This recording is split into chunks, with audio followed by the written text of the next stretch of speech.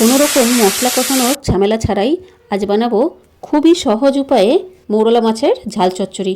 যে কোনো সবজি দিয়ে এটা বানাতে পারবে আর খেতে অসম্ভব মজাদার হয়।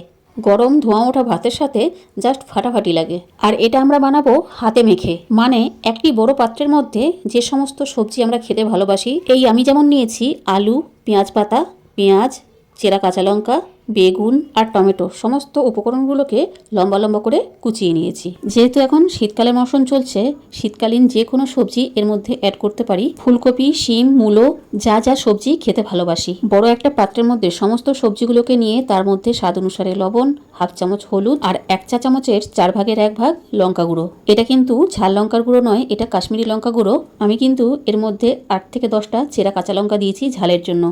আর যেহেতু এটা ঝাল চচ্চড়ি বানাচ্ছি, তার জন্য এখানে আমি 1 প্যাকেট সানরাইজের সর্ষে গুঁড়ো দিয়ে খুব ভালো করে হাতের সাহায্যে সমস্ত উপকরণগুলো মাখিয়ে নেব, যতক্ষণ না সবজিগুলো থেকে একটু জল ছাড়ছে ও সবজিগুলো একটু নরম হয়ে যাচ্ছে।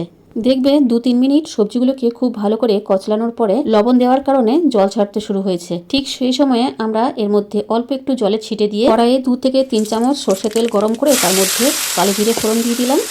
আর অতিরিক্ত গরম করা তেলের উপরে হাতে মাখানো সবজিগুলো ঢেলে দিলাম। তার উপর থেকে আগের থেকে লবণ হলুদ মাখানো মোরলা মাছগুলোও দিয়ে দিলাম। ঠিক এই সময় গ্যাসের ফ্লেম থাকবে একদম হাই, আর কাঁচা অবস্থাতেই 2-3 বার নাড়াচাড়া করে নিয়ে ঢাকা দিয়ে দিতে হবে। আর এই সময় গ্যাসের ফ্লেম হাই রেখে মাত্র 5 থেকে 7 মিনিট ঢাকা দিয়ে জলটা একদম শুকিয়ে গেলে ওপর থেকে পরিমাণ মতো, মানে আমাদের প্রয়োজন মতো জল দিয়ে আবার কিছুক্ষণ সেদ্ধ করে নেব। এই অবস্থায় কিন্তু খুব বেশি নাড়াচাড়া করা যাবে না, না হলে কিন্তু মাছগুলো ভেঙে যাবে। এখন ওপর থেকে বেশ কিছুটা ধনেপাতা ছড়িয়ে দেবো।